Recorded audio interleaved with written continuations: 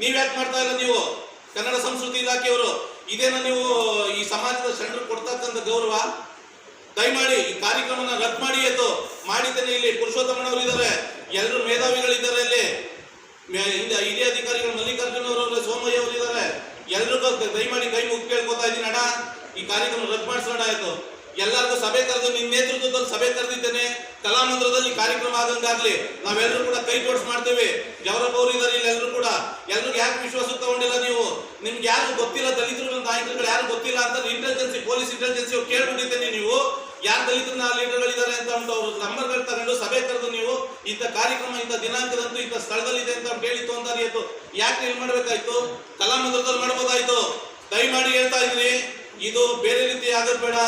ಕಾರ್ಯಕ್ರಮನ ಸ್ಟಾಪ್ ಮಾಡಿ. ಮುಂದಿನ ದಿನಾಂಕ ಪುರುಷೋತ್ತಮನವರು ಇದ್ದಾರೆ, ಅಣ್ಣ ದಿನಾಂಕ ದಯಮಾಡಿ ನಿಗದಿ ಮಾಡಿದ್ದೇನೆ. ಕಾರ್ಯಕ್ರಮ ಮಾಡ್ಸಕ್ ನೋಡ್ರಿ.